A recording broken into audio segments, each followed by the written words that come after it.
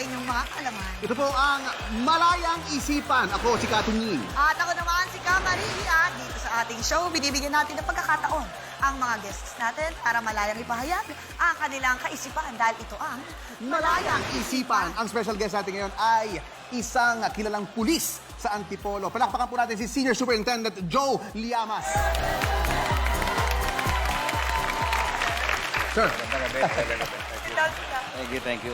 Ayan, mga kababayan, nandito nga si Sir para i-share sa atin ang isang bagong obserbasyon niya tungkol sa mga kulungan natin ngayon. Magandang gabi sa inyo lahat. Unang-una, maraming salamat sa pag-imbita niyo sa akin dito. At pangalawa, salamat sa opportunity na ma-share ko itong obserbasyon ko. Hindi lamang sa mga kapulisan, kundi sa politika in general. Sorry, ano po ang ibig niyong sabihin, sir? Well, alam niyo ba na hindi lang sa mga politiko nagkakaroon ng tinatawag na dynasty?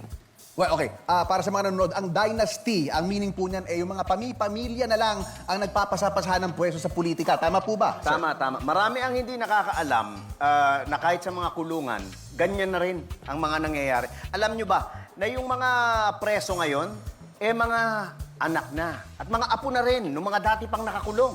Ay, naku, talaga po ba, Sir? Ang ibig niyo pong sabihin, ay napakarumi na rin ng profile ng mga preso natin ngayon. Well, Actually, siyempre naman, partner, talagang marumi na yan. Kasi nga, kriminal yung mga yan eh. Hindi, partner, nililinaw ko lang naman. Kasi parang first time kong narinig na manggagaling ito sa isang pulis mismo. Na straight from the horse's mouth. Okay, You know? okay, tama. Sir, so ang tawag po ba dito ay criminal dynasty? Oh, I'm sorry, partner. Ang una yata dapat natin itanong kay Sir, kung talagang nangyayari ang criminal dynasty, at kung nangyayari ito, epekto ba ito ng mga political dynasty sa bansa natin? Tama po ba, Sir? Pero partner, hindi pa nga nasasagot ni Sir eh. Yung tanong ko na kung ang tawag ba doon sa term, tama ba yung sinabi kong criminal dynasty, hindi ba, Sir? Oo nga. Actually, palagay ko mali yan eh. Kasi parang ine-equate mo ang salitang political at saka criminal. Malayong malayo yan, partner, ang political at saka criminal. It's like apples and oranges. Hindi. I beg to disagree. Hindi naman malayo. Kasi partner, ang apples at oranges, pareho mong pwedeng gawing masarap na juice na masarap inumin tuwing mainit ang panahon. Hindi ba, sir?